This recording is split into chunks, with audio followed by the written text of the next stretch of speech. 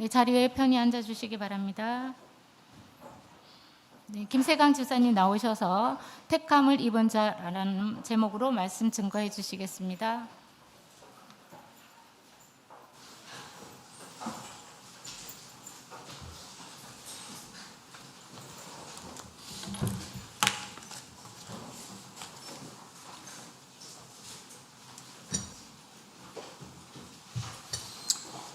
예, 할렐루야.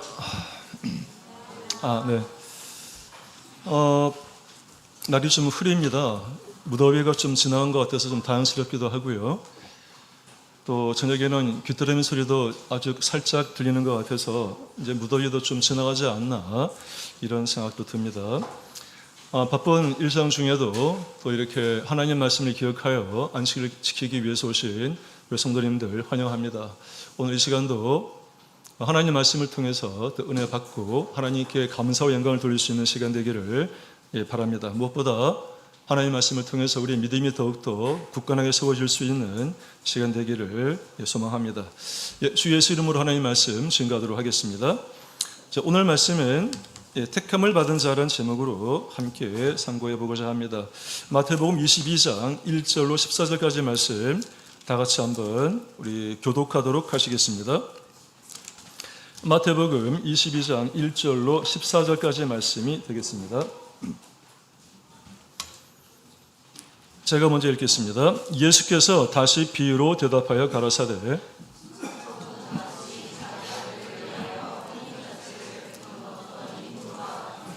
그 종들을 보내어 그 청한 사람들을 혼인잔치에 오라 하였더니 오기를 싫어하거늘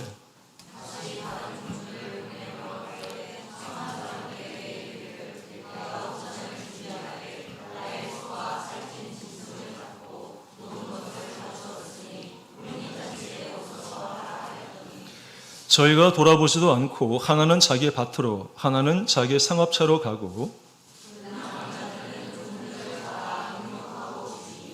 임금이 노하여 군대를 보내어 그 살인한 자들을 진멸하고 그 동네를 불사르고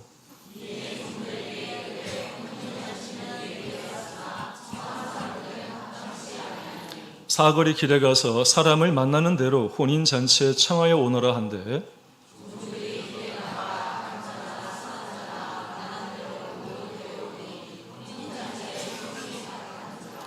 임금이 손을 벌어 들어올새 거기서 예복을 입지 않은 한 사람을 보고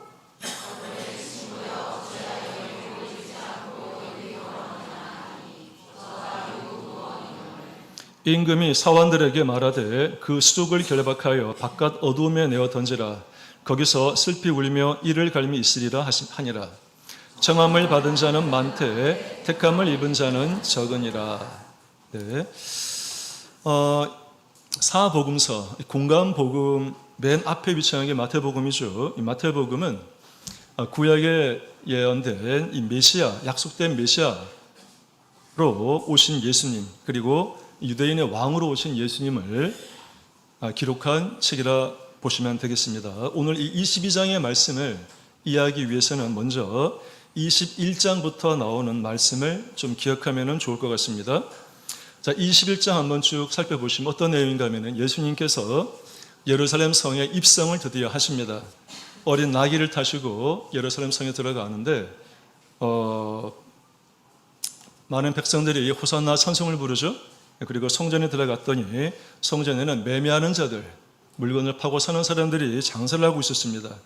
예수님은 그 사람들을 내어 쫓으시고 또 환정상, 돈을 바꿔주는 사람들의 상을 또 이 비둘기 파는 자들의 자리를, 의자를 엎으십니다. 그리고 내 집은 기도하는 집인데 어떻게 이렇게 도둑의 소굴로 너희가 만드느냐라고 하면서 크게 질책을 하십니다. 예수님께서는 성전에서 소경과 다리 저는 자를 또한 고쳐주십니다. 이때 이런 모습을 바라본 사람들이 있었습니다. 그들이 누구였는가 하면 바로 이스라엘의 종교 지도자, 대제사장, 바리새인, 또 서기관, 백성의 장로들이었습니다. 그런데 이 유대 지도자들이 예수님께 질문을 합니다. 네가 무슨 권세로 이런 일을 하느냐? 누가 너에게 이런 권세를 주었느냐라고 질문을 하죠. 이건 중요하니까 한번 찾아보겠습니다. 마태복음 21장 23절 말씀, 바로 한 장 앞입니다. 마태복음 21장 23절 말씀 제가 읽겠습니다. 예수께서 성전에 들어가 가르치실새 대제사장들과 백성의 장로들이 나와 가로되 네가 무슨 권세로 이런 일을 하느냐, 또 누가 이 권세를 주었느냐, 이렇게 말하고 있습니다. 이런 종교 지도자들의 질문에 예수님께서 답을 하시는데 세 가지 비유를 듭니다. 첫 번째가 21장 28절부터 나오는 우리도 알고 있는 두 아들의 비유입니다. 두 번째가 포도원, 소작, 농부의 비유가 되겠습니다. 21장 33절부터 나옵니다. 그리고 세 번째 비유가 바로 오늘 22장 1절부터 나와 있는 이 본문의 말씀이 되겠습니다. 보통 이 세 번째 비유를 우리는 천국 혼인잔치의 비유라고 흔히들 말을 하고 있죠. 천국 혼인잔치의 비유로 예수님께서 이 종교 지도자들의 질문에 답을 하는데 종교 지도자들의 질문과는 약간 좀 결이 다른 답변을 내놓으십니다. 우리 한번 처음부터 참고해 보도록 하겠습니다. 마태복음 22장 1절부터 한번 다시 읽어보겠습니다. 1, 2, 3절 다 같이 읽겠습니다.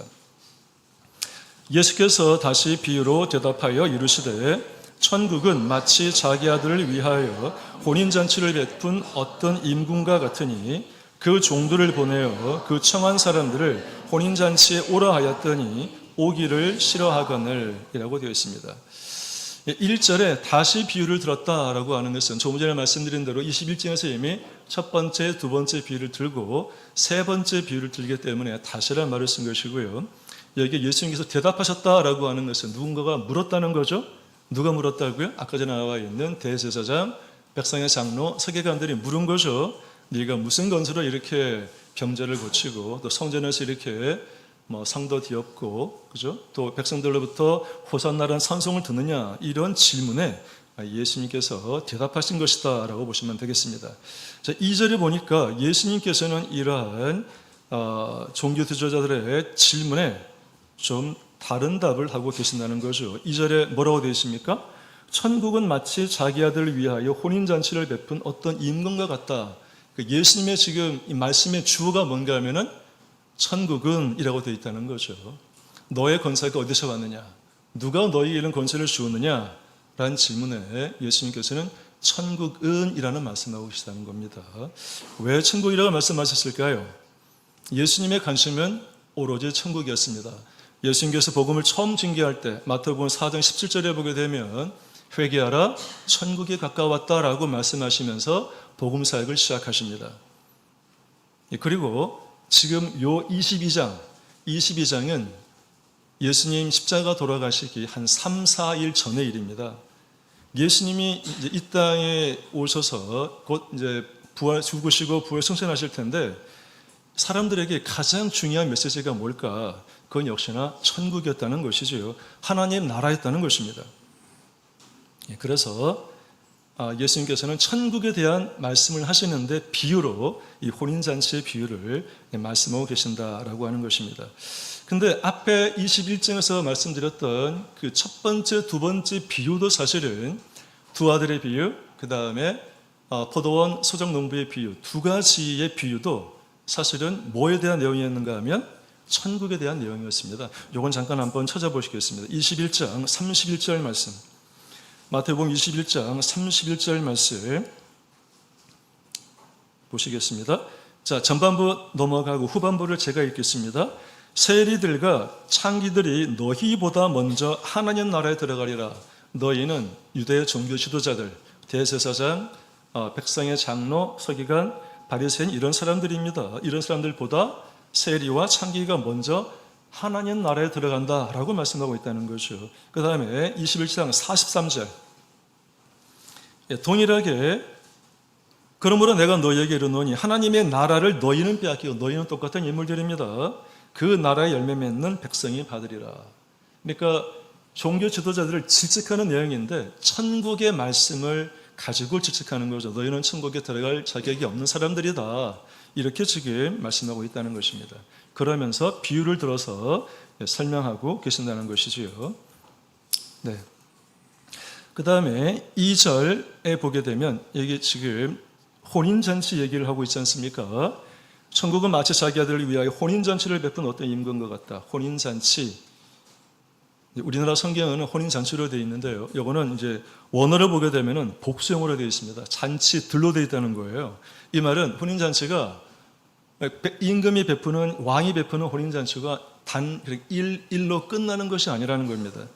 여러 날 동안, 보통 유대인의 전통에 따르면 한 7일 정도 밤낮으로 이루어지는 이 축제가 이 결혼식 혼인잔치라고 합니다.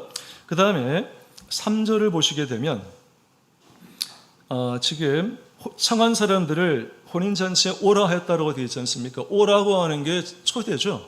그런데 오라고 하는 초대 이전에 뭐를 했는가 하면 청한 사람들이 있다는 것이지요. 이 말은 유대 사람들의, 죄송합니다. 유대 사람들의 혼인 풍습에는 초대장을 돌릴 때 2번 돌리는 습관이 있다고 합니다. 첫 번째, 이 초대장을 돌리는 것은 초대에 응하여 참석하시겠습니까? 참석하시면 답을 내주세요 라고 하는 게 첫 번째 초대의 의미고요. 두 번째는 1차 초대는 초대 인원수를 파악하는 것이라고 본다면, 두 번째는 인원이 파악이 되면 그 인원에 맞게 음식을 준비하고 이제 잔치를, 연회를 이렇게 마련하죠. 그리고는 종들을 보내어서 초청하는 것. 두 번째 초대는 이제는 잔치에 와서, 혼인잔치에 와서 음식을 풍성하게 먹으라라고 하는 이런 제도가 있다라는 것입니다. 그런데 놀라운 것은 3절의 끝에 뭐라고 되어 있습니까? 오기를 싫어했다. 이게 약간 우리는 오기 싫어할 수도 있지라고 생각할 수 있지만 그럴 수 없는 것은 이미 1차 초대 때 청했죠. 나 못 갑니다 말했으면 미련이 없죠. 1차 초대 때 이미 뭡니까? 청하였다라고 하는, 청했으니까 오겠다라고 답을 했다는 거예요. 2차 때 이제 음식 다 장만하고 인원수만큼 다 준비를 해서 불렀는데 오기를 싫어했다. 싫어했다는 얘기는 뭡니까? 나 안 가겠다라고 자기 의지를 표현하는 거죠. 그까지 잔치가 뭔데 내가 가야지? 뭐 이런 이제 의미로 답을 했다는 것입니다. 이 초대한 사람들은 어떤 걸 예표하느냐? 이거는 구약 시대에 하나님을, 우상을 섬기지 말고 하나님을 섬기라고 회개를 촉구했던 선지자들을 핍박하고 메시아 오심에 무관심했던 유대 민족 전체를 예표하는 사람들입니다. 자, 왕의 잔치에 오기를 거절한 행위는 사실 당시 문화에서는 왕에 대한 명백한 모욕입니다. 그리고 심지어는 반역에 가까운 행위죠. 자, 그런데 왕은 이런 모욕적인 거절을 당했음에도 심판하려 하지 않습니다. 그리고 거듭 다른 종들을 보내기로 결정을 합니다.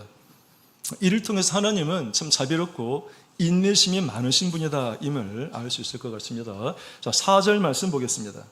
22장 4절 다 같이 읽겠습니다.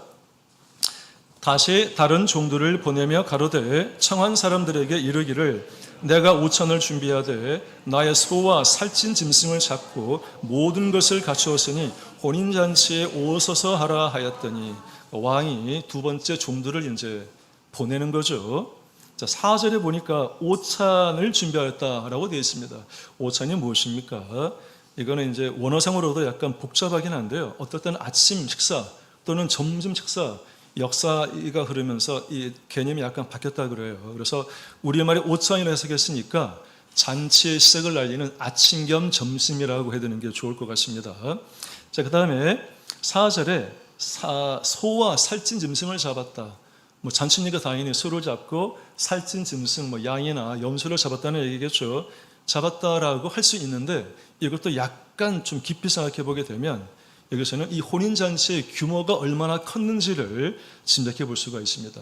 성경 원문에는 단수가 아니라 다 복수입니다. 소들을 잡고요, 살찐 짐승들을 잡았다는 거예요. 그런데 오늘날 소를 도축하는 사람들의 말에 의하면 소 한 마리를 잡으면 한 1,000명가량이 먹는답니다. 소들이니까 최소한 2마리 이상일 텐데 왕이지 않습니까? 뭐 몇 마리 잡았는지 나오지 않지만 아마 굉장한 소를 잡았을 것이다. 그리고 다른 짐승들도 잡았을 것이다 라고 짐작해 본다면 아마 하객 수가 수천 명에서 최소한 많으면 수만 명 그 이상일 수도 있겠다. 즉 이 잔치가 그냥 대충 잔치가 아니라 굉장히 풍성한 잔치, 사실 이 혼인잔치는 천국을 가리키는 거지 않습니까? 상상하지 못할 넘치는, 풍성하면 넘치는 잔치였음을 미루어 짐작해 볼 수 있다는 것입니다. 더구나 4절에 뭐라고 되어 있습니까? 이렇게 풍족하게 준비되었을 뿐만 아니라 모든 것을 갖추었다라고 지금 기록하고 있습니다. 음식뿐만이 아닙니다. 잔치에 필요한, 왕의 잔치에 필요한 모든 것들을 갖추었다. 이 혼인잔치가 이제 완전하게, 완벽하게 준비가 되었다. 부족함이 전혀 없이 준비가 되었다라고 하는 것을 말하고 있습니다. 자, 그런데 이런 왕의 마음과는 달리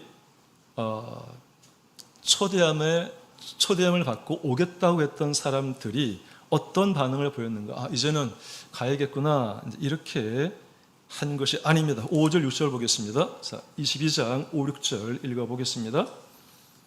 자, 다 같이 읽겠습니다.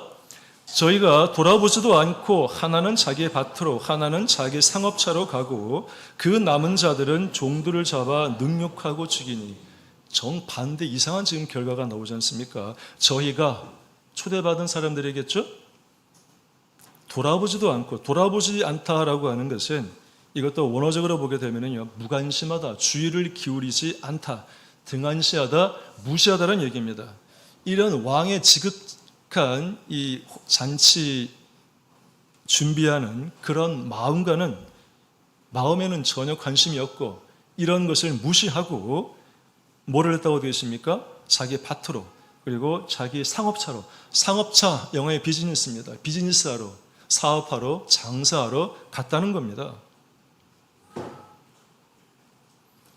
자, 이 초대에 응하지 않는 사람들이 이 왕의 잔치를 어떻게 해석하는가 하면은, 돌아보지 않았다는 말 속에는 이 왕의 초대를 가치 없는 일로, 무시해도 괜찮은 일로 생각했다는 것이죠.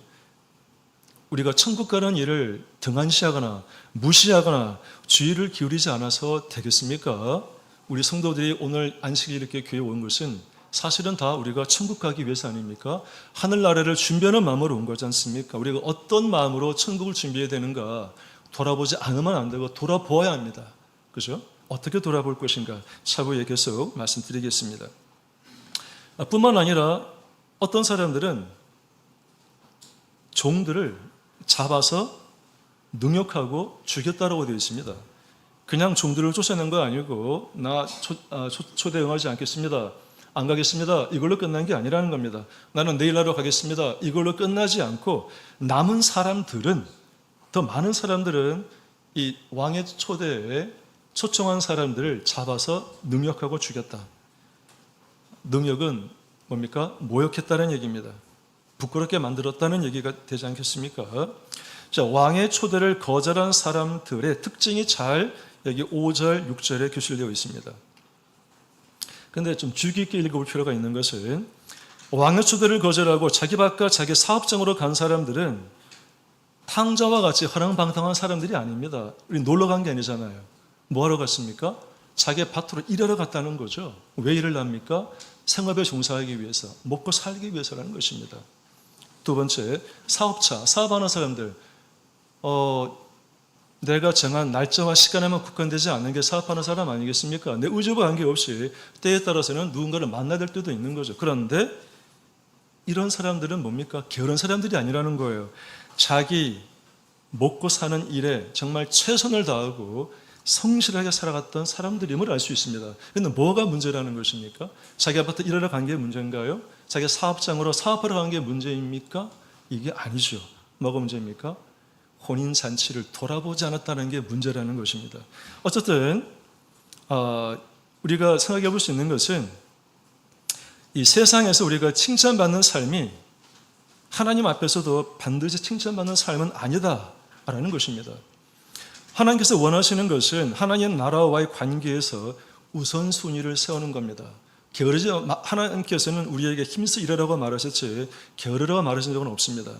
이 세상에서 힘차게 나가 일하고 노력하라고 하나님 말씀하고 있습니다. 그러나 우선순위가 있습니다. 먼저 뭐가 더 중요합니까? 생업을 위해 종사하는 것, 필연적인 일이긴 하지만 그거에 앞서 이 왕의 잔치, 천국이라고 하는 하나님 나라에 대해서 우선순위를 두라는 겁니다. 하나님 나라에 대한 일이라면 먼저 거기에 관심을 가지고 거기에 신경을 쓰라는 거죠. 그리고 나서 생업을 위한 일에도 최선을 다하라는 얘기입니다. 생업을 위해 최선을 다하는 것이 하나님 나라의 일을 게을리하는 것이라고 한다면, 사실은 하나님 세상에서 우리가 최선을 다해 살아가는 것도 우상이라고 볼 수 있는 거예요. 이것도. 단순히 세상에 최선을 다해 살아가는 것은 하나님 나라를 생각하지 않고 살아가는 것은 뭡니까? 우리 영혼에 굉장히 걸림돌이 될 수 있다는 걸 기억할 필요가 있다는 것입니다. 어쨌든 우선순위가 중요하다는 걸 기억하시기 바랍니다. 하나님 왕의 이 혼인잔치에 먼저 관심을 가지는 것이 가장 중요하다, 이렇게 생각할 필요가 있습니다. 자, 우리 주변에도 사실 이런 세상살이에 최선을 다해 사느라고 천국 혼인잔치에 조금 관심을 두지 않는 분들이 있습니다. 하나님 부르심에 응답하지 않는 분들도 적지 않게 있죠. 그러나 이런 양이라고 또는 그에 준하는 성도라고 해서 그들이 반드시 불성실하다 혹은 악하다라고 단정 지을 수 없습니다. 그렇다고 교회에 나오지 않는 이런 양이나 그에 준하는 성도들이 옳다라는 얘기는 아니지요. 뭐가 문제였습니까? 일상의 바쁨, 나의 사업, 나의 생업에 종사하는 것에 매여서 하나님의 초대에 응하지 않고 등한히 하는 것은 영적 위험성을 초래할 수 있다라고 하는 것입니다. 세상에서 최선을 다하는 것, 성실한 태도로 살아가는 것도 하나님 나라로 들어가는 은혜를 가로막는 것이라면 아까 말씀드린 대로 이것도 또 하나의 우상일 수 있겠다. 자, 이 사람들은 뭐를 예표하느냐? 이 사람들은 왕의 초대에 거절한 이 두 번째 사람들은 신약시대 예수님 당시 유대 종교 지도자들과 그 영향 아래 있던 유대 민족 다수를 가리키는 것입니다. 생각해 보십시오. 이 유대 지도자들이 게으른 사람들이 아니죠. 한마디로 말하면 이 사람들도 최선을 다한 사람들입니다. 어떤 일에 최선을 다했습니까? 율법을 연구하고, 그렇죠, 나름대로 메시아를 기다린다고 자부했던 사람들입니다. 성실한 종교인들이었죠. 그런데 문제는 뭐였습니까? 하나님 말씀, 율법의 진정한 참뜻, 사랑을 잃어버린 거죠. 그리고 아브라함의 후손이라고 하는 혈통적 특권, 그리고 율법을 갖고 있고 성전을 갖고 있다라고 하는 이 종교적 권력과 특권, 경제적 이권, 이런 것에 매몰된 사람들이라는 것입니다. 그토록 갈망했던 메시아, 예수님이 바로 눈앞에 오셨습니다. 그럼에도 불구하고 예수님의 가르침에 소홀히 했고 예수님에게 무관심했던 사람들이었죠. 이 6절 말에 뭐라고 되어 있습니까? 왕이 보낸 종들을 잡아 모욕하고 죽였다고 되어 있지 않습니까? 실제로 이 유대 종교 지도자들이 나중에 27장에 가면은 마태복음 뭐합니까? 예수님을 잡아서 십자가에 못 박아 죽이는 일을 하지요. 자, 이런 태도에 왕은 어떻게 반응을 했을까요? 7절 말씀 보겠습니다. 이어지는 말씀 22장 7절 말씀 다시 읽어보겠습니다. 자, 임금이 노하여 군대를 보내어 그 살인한 자들을 진멸하고 그 동네를 불사르고, 이렇게 두 번째 초대에도 응하지 않는 이 1차, 2차 초대에 응하지 않은 사람들에 대해서 이 왕은 모종의 조치를 취하죠. 자, 첫 번째 동네라고 되어 있는데 우리는 동네라고 지금 성경에 기록되어 있지만 헬라어로는 폴리스입니다. 도시입니다. 도시. 그러니까 왕이 보낸 종들을 잡아 능멸하고 죽였던 사람들, 이 소식을 듣고는 동네 정도가 아니라 그런 종들을 죽인 사람들이 살고 있는 도시 전체를 뭐입니까? 불살랐다라고 하는 것이지요. 자, 왕도 이제 자비롭고 인내심이 많은 분이지만 이렇게 파송된 종을 모욕하고 살인까지 했기 때문에 왕은 더 이상 참을 수가 없었습니다. 그래서 결국 군대를 보내어서 살인한 자들을 진멸하고 도시를 불태우는 공의로운 심판을 하셨죠. 이 왕이 누군지 해석이 되시죠? 왕은 하나님을 가리키는 것입니다.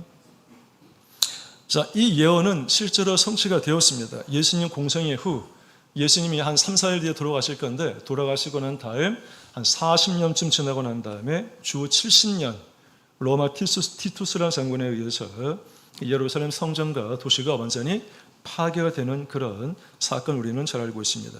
또한 이 7절을 통해서도 우리는 하나님 어떤 분인가, 인내심이 있고 오래 참으시고 노하기를 더디하시는 분만이 아니라 하나님의 말씀에 순종하지 않은 자들에 대해서는 마지막에 뭐 하시는 분입니까?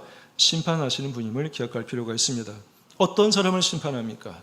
자신의 죄를 회개하지 않고 하나님 은혜 부르심에 응하지 않고 교회와 하나님을 대적하는 자들에게 하나님이 이렇게 불같은 심판을 하시는 분임을 기억할 필요가 있습니다.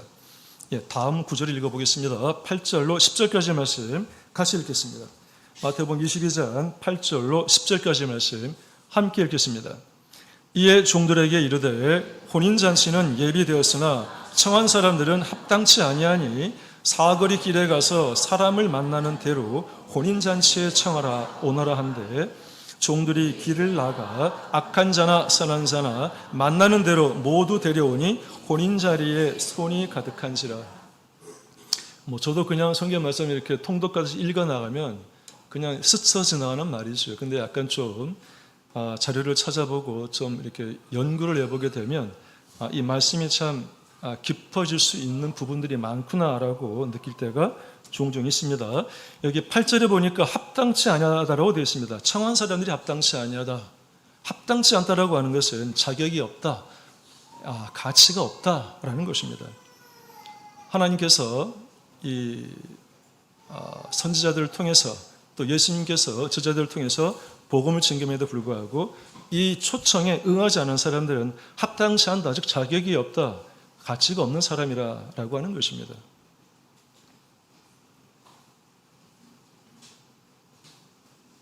예, 9절을 보겠습니다. 9절에 자 그러면 어떻게 해야 됩니까? 이 결혼잔치에 적합하지 않은 자로 판명이 된 사람들로 인해서 왕은 새로운 적합한 자, 이 왕의 잔치, 정확하게 말하면 왕의 아들의 혼인잔치지요. 왕의 아들의 이 혼인잔치에 적합한 자로 왕이 선택을 하는데 누구를 선택하는가 하면 9절에 나와 있습니다. 9절에 사거리 길에서 만나는 사람입니다.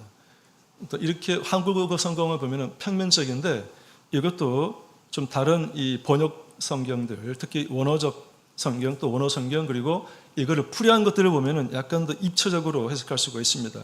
이 사거리 길이라고 하는 것은 헬라어로 원어는 말하지 않겠습니다. 사거리 길은 정확한 말은 땅의 경계입니다. 도시의 큰 도로가 끝나고 외곽으로 이어지는 가장자리를 사거리 길이라고 합니다. 그러니까 왕궁에서 시작된 큰 길이 도시로 계속 뻗어나가죠. 그리고 왕궁 끝, 궁궐 끝자락에 있는 그런 경계 지점을 가리키는 겁니다. 근데 보통 왕궁에서 멀리 떨어져 있는 이 길에는 누가 살았는가 하면 당연하겠죠. 귀한 사람, 귀족들은 왕궁에 살았을 것이고 가까이 살수록 어떤 권력층에 있는 사람들이 아니겠습니까? 그런 대로에서부터 멀리 떨어져 있는 사람들은 어떤 사람들인가 하면은 사회적 중심부에서 밀려난 도시의 가난한 사람들입니다. 소외된 사람들, 심지어는 이방인들이 주로 이 먼 거리에 있는 길에 살았다라고 하는 것입니다. 이 마태복음 22장의 평행 구절이 어디에 있는가 하면요, 누가복음 14장에 나와 있습니다. 누가복음 14장 21절에 보게 되면은 누가는 어떻게 기술하고 있는가 하면은 이 사거리 길에서 만난 사람을 뭐라고 기술했는가 하면은 구체적으로 기술했습니다. 누가복음 14장 21절에 가난한 자들, 병신들, 몸이 불편한 사람들이겠죠. 소경들, 저는 자들, 이런 사람들을 왕이 불렀다는 것입니다. 사거리에서 만난 사람들은 정말 형편없는 사람들입니다. 1차, 2차에 초대했던 그런 사람들과는 차원이 다른 사람들이에요. 너무나 불쌍하고 가엾고 힘이 없는 사회적 약자인 사람들을 이 임금은 왕은 초대했다는 것입니다. 10절에 보게 되면 더 놀라운 것은 이 왕의 잔치에 초대한 사람들은 어쨌거나 사거리 길에서 만난 사람 다 데리고 왔는데 그 중에 선한 사람만 골라온 것이 아니고요, 악한 사람도 데리고 왔다라는 게 놀라운 일이죠. 혼인잔치에는 선한 사람만 가는 것이 아니구나. 심지어는 악한 사람도 혼인잔치에 뭐 할 수 있다고요? 초대받을 수 있구나. 중요한 건 초대받는 거예요. 천국으로 가는 길까지 초대는 받는 거죠. 들어가서 거기에 영원히 안주하는 건 별개의 문제고요. 최소한 천국 가는 그 길에 초대까지는 받을 수가 있다. 누가? 사회적 약자들, 그 다음에 심지어는 악한 자들마저도 천국 잔치에 초대는 받을 수 있다라는 사실이 사실은 놀라운 것입니다.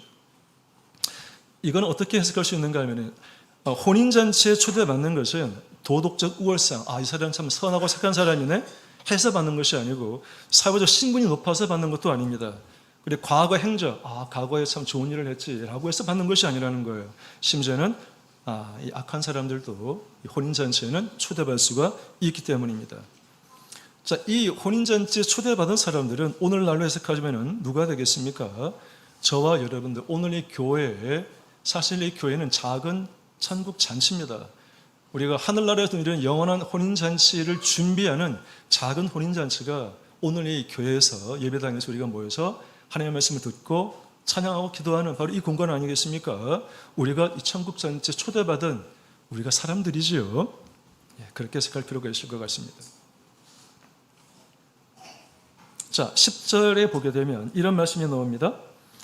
혼인 자리에 손이 가득했다. 이제 그러니까 사가리 길에서 만난 악한 자까지 포함하는 사람들을 초대했더니만 손이 가득했다. 손은 손님을 가리키는 거겠죠.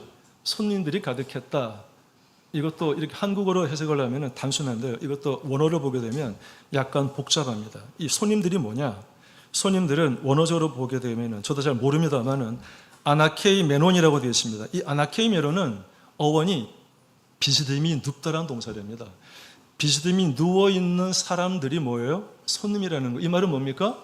유대 당시에는 혼인잔치에 초대받은 사람들은 가장 귀하게 대접을 받는데 우리처럼 식탁에 앉아 먹는 게 아니고 이런 소파나 또는 방석 같은 데다가 이렇게 왼팔에 괴고 누워서 상체를 들고 오른손으로 이렇게 차를 먹거나 음식을 먹는 이런 포즈로 음식을 먹었다는 겁니다. 근데 이게 우리가 지금 볼 때는 불쌍하게 보이죠. 무슨 음식을 먹는데 비스듬히 누워서 먹을 수 있으라고 하지만 유대 문화에서 이렇게 비스듬히 누워서 먹는 것은 아무나 할 수 있는 게 아니고 이거는 귀족이나 상류층이나 자유인만 가능한 습관이었다고 합니다.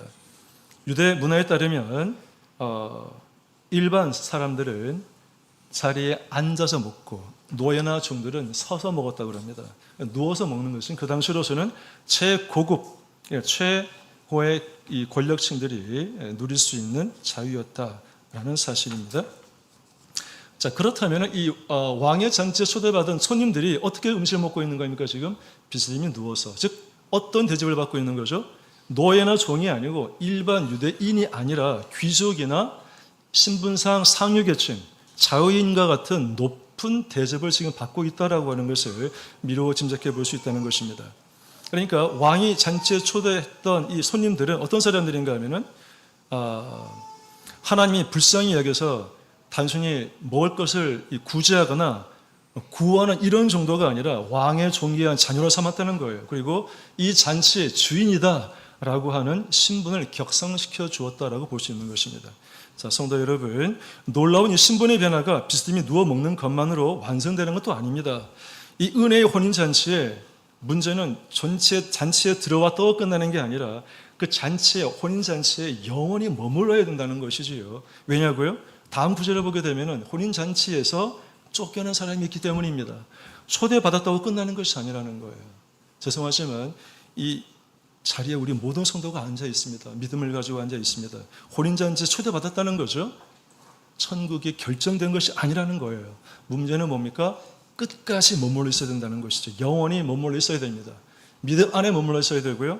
거룩한 성도들과 함께 있는 이 공간에 같이 머물러야만 그게 영원한 천국에 가는 방법이라는 것입니다. 단순히 한 번, 두 번 초대받고 나중에 초대를 잊어버려서 교회를 나오지 않는다. 또는 믿음을 멀리한다. 그 다음 나오는 구절에 사람처럼 될 가능성이 많습니다. 11절부터 13절까지 말씀 보겠습니다. 같이 보겠습니다. 11절부터 13절까지 말씀 다 같이 읽겠습니다.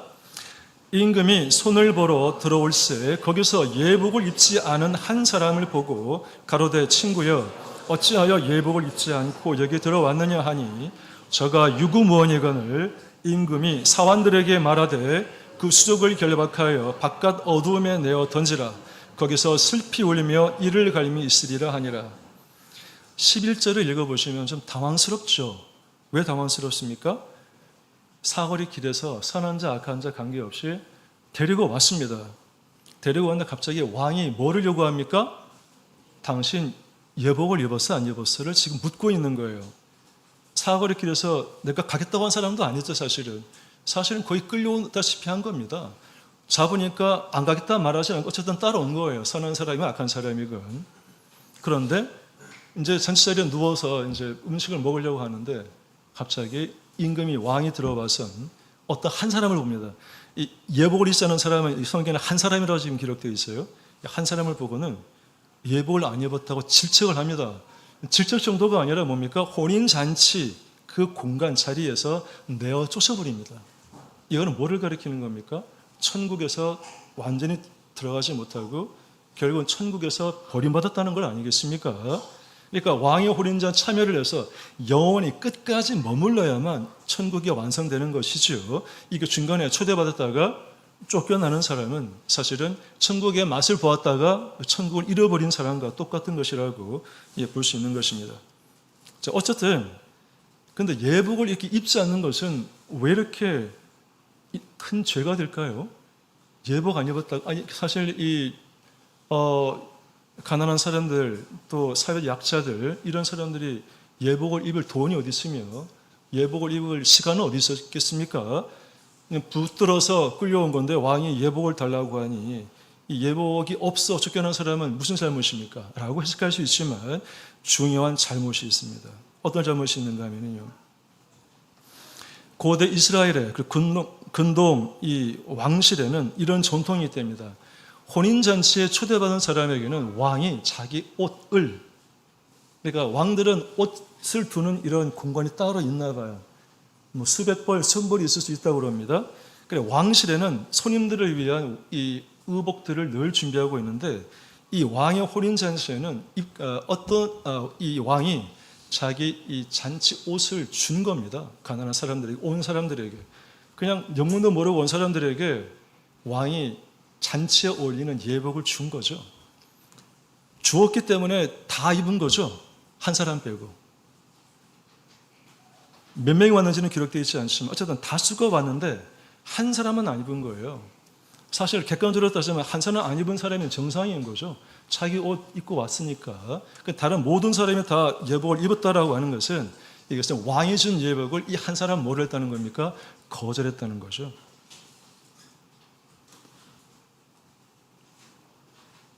이거는 뭐를 의미할까요? 예복을 입지 않는 이 한 사람은 무엇을 의미할까요? 오늘날로 치면은 복음을 듣고 하나님의 은혜 부르심에 응답해서 교회 안에 들어와 지금 예배를 드리고 있는 우리 자신일 수도 있는 거예요, 사실은. 왜냐고요? 아직 우리의 구원의 과정이 끝나지 않았잖아요. 우리가 지금 구원의 과정 안에 있는 거잖아요. 그 과정의 한 부분이 뭡니까? 오늘 안식일날 교회 와서 예배 드리는 거예요. 문제는 이게 뭐라고요? 목숨이 닿는 순간까지 이어져야만 완전한 구원이 이루어진다는 것입니다. 어쨌든 지금 이 상태에 있는 저와 여러분 모두는 혼인잔치에 초대를 받았지만 여전히 왕이 주신 옷을 이제 입어야 되는데 만약에 왕이 주는 옷을 입지 않고 여전히 자기 옷을 주장하는 사람이 있다면 문제가 되겠죠. 자기 옷은 뭐를 가리키느냐? 자기 고집, 자기 경험, 자기 자랑, 자기 방식으로 신앙을 지키겠다라고 하는 그런 고집 있는 사람의 성품을 자기 옷이라고 말할 수 있는 겁니다. 이만하면 내가 남들보다 낫지. 이 정도 이렇게 내가 신앙생활을 하는데 이 정도면 구원받지 않을까? 내 방식대로 이제껏 내가 살아온 방식대로 내가 믿음을 유지한다면 구원받겠지라고 하는 것. 이 모든 것이 뭡니까? 자기 생각이고 자기 경험과 자기 자랑과 자기 고집일 수 있다는 것이죠.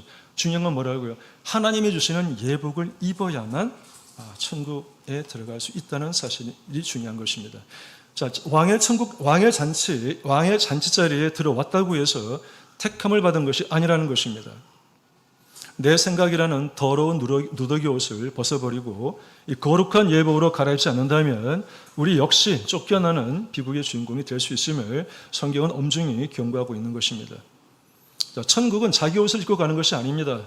오직 하나님이 거저 주시는 공짜로 주시는 이 예복을 입어야만 들어가는 은혜의 나라가 천국이라는 것이지요. 자, 그러면 본문의 해석은 다 된 것 같아요. 예복을 입지 않은 것이 어떤 의미인지 자기 생각, 자기 의지, 자기 고집대로 살아가는 하나님이 주신 의복을 입지 않는 것을 말한다. 자, 그렇다면 이 오늘날은 이 예복을 어떻게 해석할 수 있는가? 오늘날 우리 성도들은 이 예복을 어떻게 해석해야 될까라고 하는 것입니다.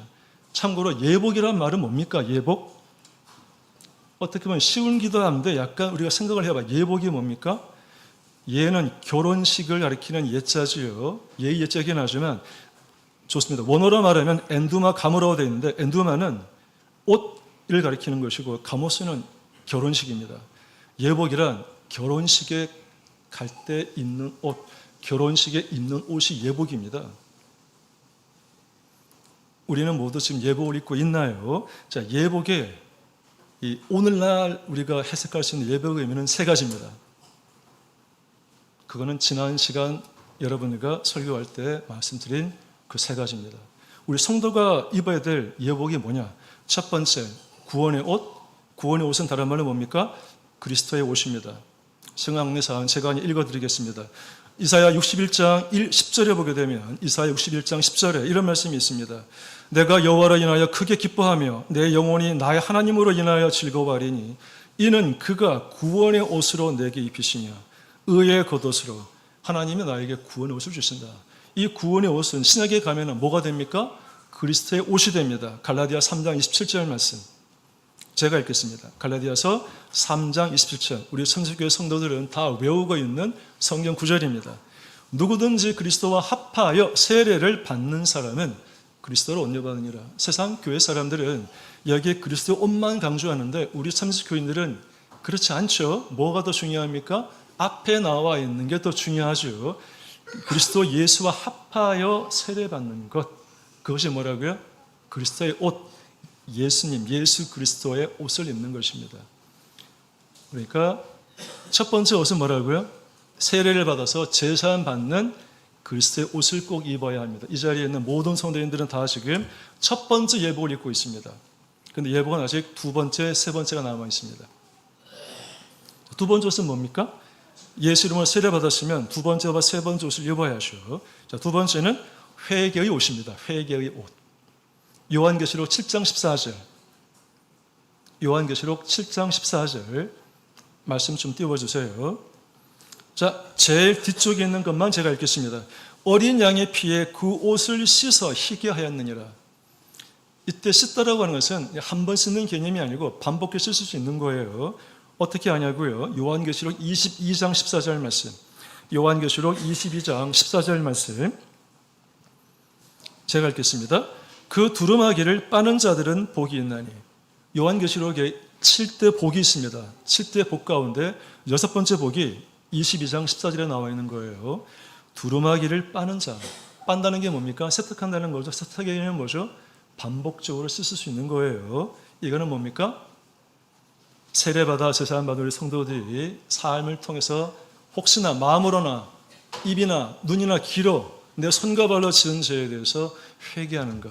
그게 바로 두 번째 이 두루마기 흰 옷입니다. 우리는 이 회개의 옷을 입어야만 합니다. 세 번째는 무엇입니까? 의로운 행실의 옷입니다. 요한계시록 19장 7절 말씀. 요한계시록 19장 7절 말씀입니다. 7절 8절 다 같이 읽어보겠습니다. 이게 요한계시록 19장에 나와 있는 천국 혼인잔치가 또 나오는데 오늘 말씀과 아주 유사합니다. 우리 다 같이 읽어보겠습니다. 7절 8절 우리가 즐거워하고 크게 기뻐하여 그에게 영광을 돌리세 어린 양의 혼약 기약이 이르렀고 그 아내가 예비하였으니 그에게 허락하사 빛나고 깨끗한 세마포를 입게 하셨은즉 이 세마포는 성도들의 옳은 행실이로다 하더라. 마지막 천국 가는 것을 요한계시록 19장에 뭐라 해석하고 있는가 하면 어린 양의 혼인잔치에 들어가는 신부라고 지금 표현하고 있는 것이지요. 우리 성도들 교회를 가리키는 거 아니겠습니까? 그런데 이 요한계시록에 나와 있는 천국에 가는 것, 왕의 혼인잔치, 어린 양의 혼인잔치에 참여할 수 있는 자는 하나님의 무엇을 입혀줘야 된다고요? 세마포, 빛나고 깨끗한 세마포를 입게 하셨은즉 이거는 뭡니까? 내가 입는 게 아니고 하나님이 입혀주는 거죠.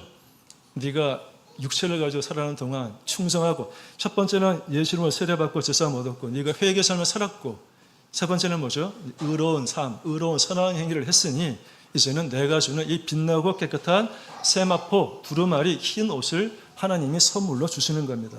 그런 거죠. 세 번째는 그래서 성도들의 의로운 행실의 옷인데 이것도 순서가 굉장히 중요합니다. 순서가 중요하죠. 첫 번째 그냥 의로운 선한 행위를 한다고 하나님이 기억하시는 게 아닙니다. 어떤 사람만 기억합니까? 첫 번째 옷을 입은 사람. 예수 이름으로 세례받고 제삼 얻은 사람들의 선행만 하나님이 기억하시는 겁니다. 세례받지 않은 사람들의 선행은 기억하지 않아요. 주여 주여 하는 자마다 하나님 나라에 갈 것이 아니라는 거예요. 하나님의 뜻대로 행하는 자, 예수 그리스도 이름으로 세례받고 제삼 얻은 자만이 구원을 받습니다. 그런데 이미 세례받은 자에게는 그걸로 끝나는 게 아니라 아까 말씀드린 회개를 해야 되고 세 번째는 뭐라고요? 선한 행위를 해야 된다는 것입니다. 그래야만 어린 양의 혼인잔치에 하나님께서 우리에게 그런 빛나고 깨끗한 세마포 옷을 입혀주신다는 것입니다. 자, 결론입니다. 자, 예수님의 혼인잔치의 결론을 예수님께서 말씀하십니다. 22장 14절 말씀 다 같이 읽겠습니다. 마태복음 22장 14절 말씀 읽겠습니다. 오늘 말씀의 결론입니다. 다 같이 읽겠습니다.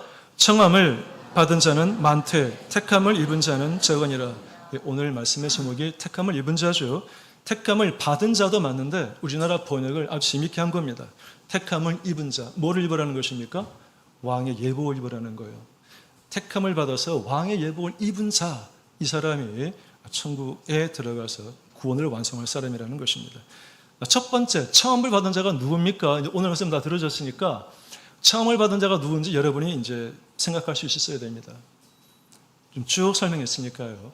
마지막 정리를 하는 건데 시간이 많이 가긴 하지만 제가 짧게 정리해 드리겠습니다. 청함 받은 자, 첫 번째, 아브라함의 후손이라고 하는 혈통적 특권을 생각하고 종교적 열심, 형식에 갇혀 있는 유대인 종교 지도자들 또는 메시아가를 부정하는 사람들, 이런 사람들입니다. 이런 사람은 어떤 사람들이냐? 하나님의 초청을 가장 먼저 받았지만 혼인잔치에 가기를 거절한 사람들, 첫 번째 초대에 거절한 사람들입니다. 두 번째는 길거리에서 이제 사거리에서 데려온 사람들이겠죠. 청함받은 사람 아니겠습니까? 자, 이 사람들은 악한 자든 선한 자든 가난한 자든 병든 자든 관계가 없습니다. 하나님의 부르심에 긍정으로 예하고 대답하고 하나님의 조건 없는 은혜로 혼인잔치에 들어가는 사람들, 이런 사람들이 청함받은 사람들이죠. 오늘날 해석하면 어떻게 됩니까? 현대적으로 해석을 하면 복음을 듣고 교회에 들어와서 잔치자리인 예배에 참석하고 있는 사람들, 다 초대받은 사람들입니다. 근데 구원이 완성된 건 아니라고 그랬습니다. 세 번째는 뭡니까? 왕이 준, 임금이 주는, 하나님이 주는 예복을 거절하고 자기의 더러운 옷을 입고 끝까지 고집한 그 한 사람도 사실은 청함받은 사람들이죠. 청함받은 사람은 세 부류가 있는 거예요. 첫 번째는 유대 종교 지도자들, 첫 번째 초청을 받았지만 잔치에 가기를 거절한 사람들. 두 번째, 사거리에서 만난 사람들, 가난하고 소외된 사람들, 잔치자리에 들어간 사람들이죠. 그렇지만 잔치자리에 끝까지 머무는 사람들은 아니에요. 세 번째는 뭡니까? 잔치자리에 들어갔지만 예복이 없어 쫓겨난 사람. 이 세 부류가 다 청함받은 사람들입니다.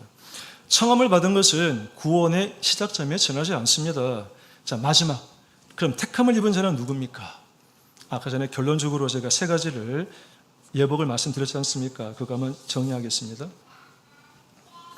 자, 복음의 초대를 받아 믿음 안으로 들어왔을 뿐만 아니라 내 자격, 내 자랑, 내 경험을 내려놓고 하나님이 입혀주시는 그리스도의 옷을 입고 제사함 받은 사람들이 택함 받은 사람들입니다.